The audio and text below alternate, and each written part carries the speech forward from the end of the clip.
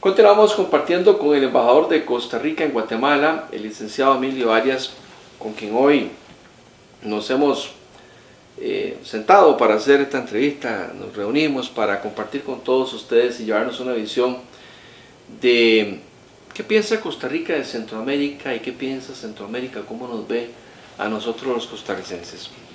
El otro día compartía con unos salvadoreños, y no solo salvadoreños, con centroamericanos en realidad, una actividad que realizó Flaxo, por cierto, aquí en Santo Domingo de Heredia.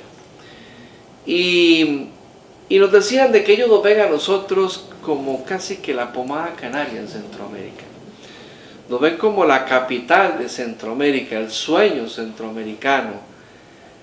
Nuestra selección de fútbol, pues, ellos la ven como la de Centroamérica.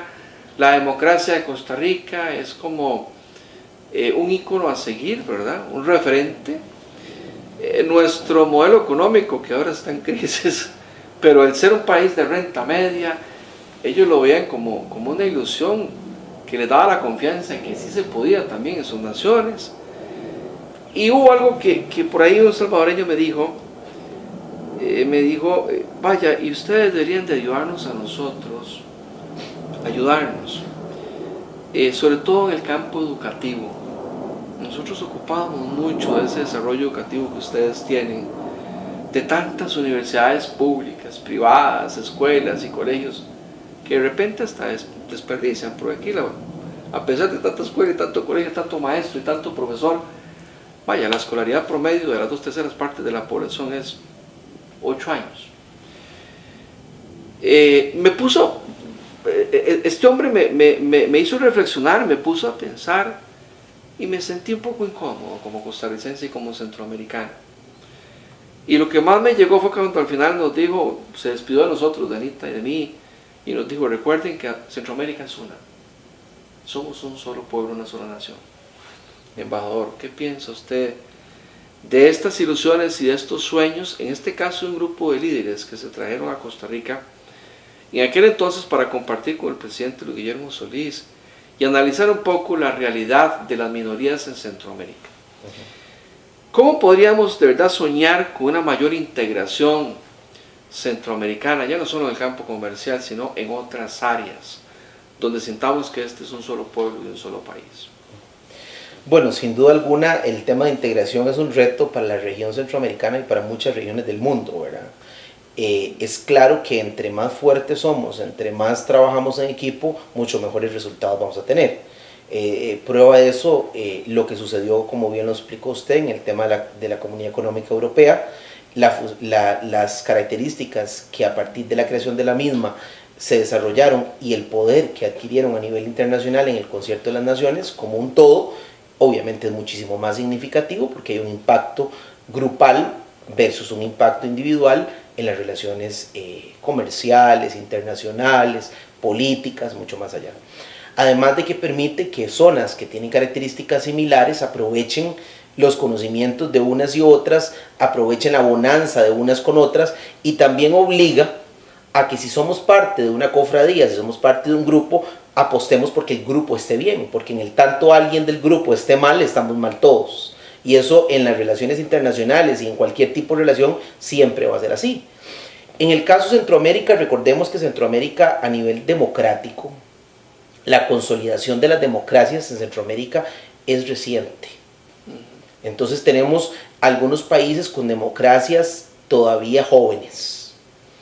En el caso de Costa Rica tenemos una democracia bastante madura, ¿verdad?, en comparación con el resto de Centroamérica, lo que ha limitado en el tiempo hacia atrás extender más la relación política y abrir más esa relación política.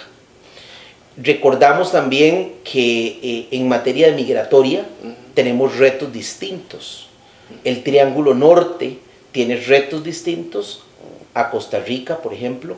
Sin embargo, no deja de afectarnos lo que suceda en el norte a los costarricenses. Entonces no podemos desligarnos de esa realidad. Y por eso es que yo hablaba ahora de la necesidad de trabajar en materia de seguridad de manera conjunta y cooperando, ¿verdad? Sin embargo, hay una serie de temas, y yo vería más en el tema comercial y en el tema social. En el tema comercial hemos avanzado, Costa Rica en las relaciones con el resto de Centroamérica y el Centroamérica con Costa Rica. Sin embargo, en materia social, hablaba yo ahora de las posibilidades de Costa Rica cooperar. Sí creo yo que Costa Rica puede generar una relación mucho más fuerte y recibir y dar cooperación en Centroamérica. En materia educativa, por ejemplo, nosotros tenemos todavía muchos retos como país, no somos perfectos, estamos en una ruta y tenemos que hacer muchas correcciones en el camino para llegar a ser el modelo ideal en materia de educación. Sin embargo, sí tenemos beneficios importantes, tenemos una cantidad de universidades públicas importantes que están en el ranking internacional bien colocadas, pero también tenemos universidades privadas en cantidad mucho mayor en proporción con la cantidad de población y de extensión territorial que el resto de Centroamérica. Tenemos un nivel de exigencia educativa mucho mayor, tenemos en comparación con el resto de Centroamérica un nivel de alfabetización mucho mayor.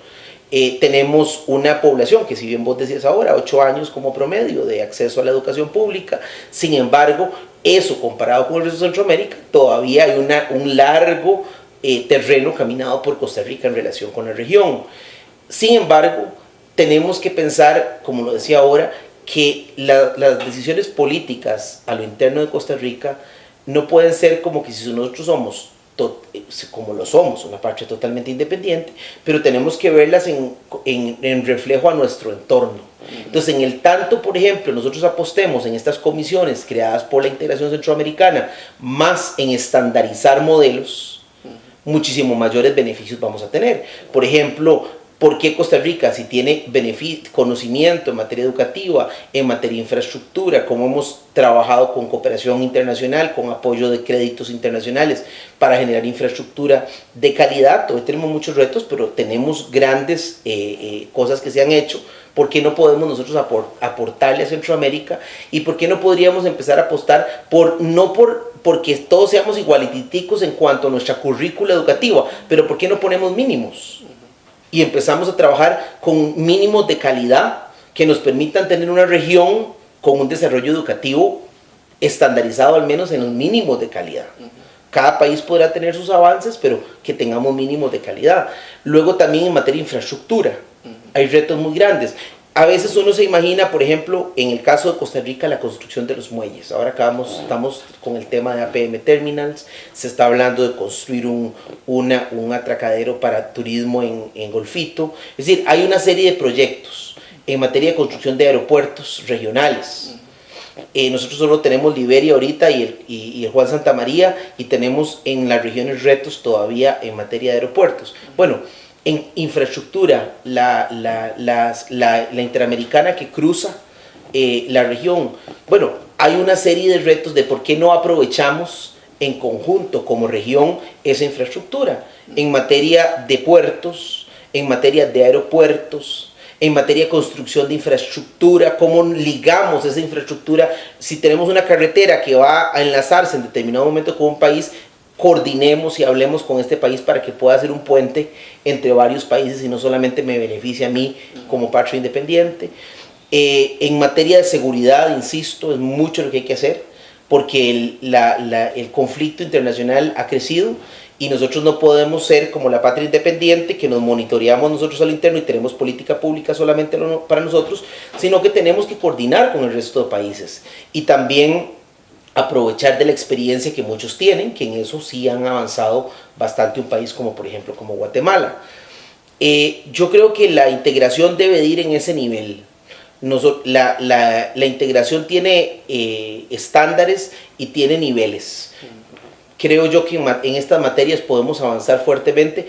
Yo creo que cada vez más los costarricenses se han dado cuenta de que, si bien es cierto, nos ven como modelo el resto de países y reconocen nuestros avances, nosotros también tenemos muchos retos. Es decir, Costa Rica tiene muchos retos también en comparación con el resto de Centroamérica. Por ejemplo, si lo vemos en materia comercial, por ejemplo, un Panamá que se ha desarrollado fuertemente en los últimos años, un Guatemala que en infraestructura se ha desarrollado fuertemente en su ciudad capital, que ha definido un modelo urbano y un modelo de comunicación y de utilización de medios de comunicación mucho más avanzado. Ellos tienen cosas que ofrecernos a nosotros como experiencia y nosotros podríamos obtenerla para nosotros también desarrollarla, ¿verdad? Además de que cuando hablamos de infraestructura, en una región pequeña relativamente en comparación con el resto del continente, deberíamos de apostar por obras que se puedan enlazar y maximizar entre los países y no por obras aisladas que al fin y al cabo no se conecten unas con otras. Deberíamos de pensar que todo lo que es en la materia de infraestructura debería de responder más a un interés regional que solo a un interés local. Claro. ¿Verdad? Bueno, al inicio de esta entrevista vi que usted puso 3 temas que le llamaron la atención, le interesan y le ocupan: seguridad, pobreza y migración. Yo creo que sin duda alguna, si Centroamérica no le apuesta a la distribución de riqueza, a la disminución de la desigualdad, a mejorar los niveles educativos, a fomentar la microempresa, el emprendedurismo, lo que en Costa Rica llamamos las MIPYMES, difícilmente logremos impactar en una mayor seguridad o una disminución de la delincuencia y por ende también de la migración. El otro día conversábamos con especialistas de la Universidad Nacional sobre el tema de la migración y nos decían que la migración tiene una única razón de ser y es pobreza, pobreza y pobreza.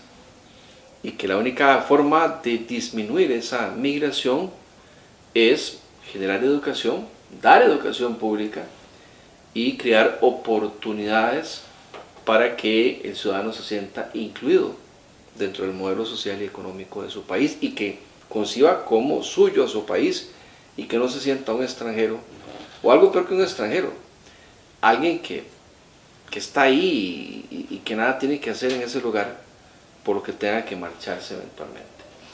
Pero también reconocían los señores de la UNA de que lamentablemente el tema de la migración se convirtió en un negocio para algunos, sobre todo para quienes reciben migración y a veces entonces tienen un cierto discurso para controlar esa migración, como lo hace actualmente el presidente Trump en Estados Unidos, pero en el fondo les interesa que probablemente que haya migración porque ha sido su gran negocio. Así que, don Emilio Arias, pues desearle la mejor de las suertes como embajador de Costa Rica en Guatemala.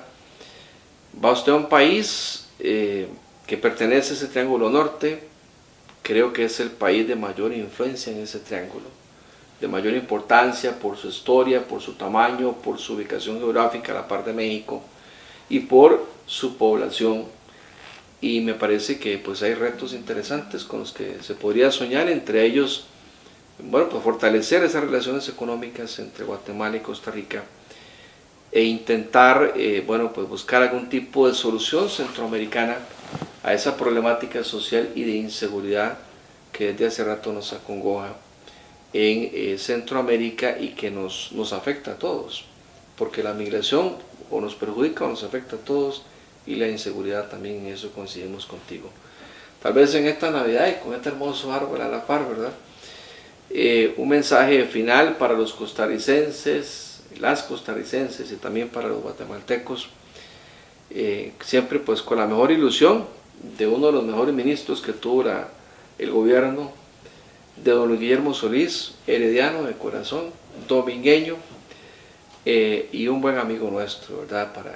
Para que continúe en esa labor de crecimiento y creciendo de una carrera política donde se le da la oportunidad a un joven, pues yo creo que todavía seguimos viendo a Emilio como joven, aunque dice Emilio que ya no tanto, ¿verdad? Sí. Así que el micrófono es suyo, don Emilio, embajador de Costa Rica, Guatemala. ¿Cuál es ese sentimiento de solidaridad, de hermandad en esta época de natividad que le embarga a usted como costarricense y con el que sueña también para los guatemaltecos y todos los centroamericanos en general? Bueno, en realidad en esta época lo embarga a uno la nostalgia, porque si bien es cierto desde la perspectiva política y la experiencia, el viajar a ser embajador de Costa Rica le permite a uno asumir posiciones y generar experiencia en un área donde en el pasado no había estado. Y lo que hace rico el paso por el Estado es conocer cada vez más el Estado, ¿verdad? Entonces, ya habiendo vivido toda la relación a lo interno, el cómo se manejan las instituciones, el cómo se maneja a nivel de país, la parte económica, el impacto de la economía en el manejo de una institución, el viajar y conocer el impacto de la realidad costarricense en el exterior y del exterior en Costa Rica es una experiencia importante en la vida de un ser humano. Sin embargo, también uno se va y deja la familia, deja el hogar y se va por un tiempo a ser recibido por un país como Guatemala, al que yo quiero mucho también, con el que me liga una gran amistad y con el que he tenido experiencias de trabajo conjunto en el pasado, donde lo que aspiro es a tener un sueño común con Guatemala. Es decir, que el sueño costarricense no es que lo voy a dejar, yo creo que por el contrario lo voy a seguir jalando, pero tratar de hacer un común sueño entre los dos países para tratar de que todo aquello bueno de Guatemala que pueda beneficiar a Costa Rica, poderlo traer. Y todo aquello bueno de Costa Rica que pueda beneficiar a Guatemala, llevarlo allá. Que yo creo que es al fin y al cabo el espíritu de cualquiera que va con una buena intención a una relación diplomática con otros países. Y un saludo afectuoso a usted, a su familia, Carlos. Gracias. Agradecerles, esta es su casa. Gracias. Y mi casa allá también es su casa. Decirle a los costarricenses que pasen una feliz Navidad y que el año 2019 sea un año próspero y ojalá que Costa Rica ya camine por una senda fiscal mucho mejor, que nos desahogue y nos dé una mayor tranquilidad económica a todas y a todos. Así es, bueno, pues creo que queda en buenas manos la Embajada de Costa Rica en Guatemala, en manos del licenciado Emilio Arias.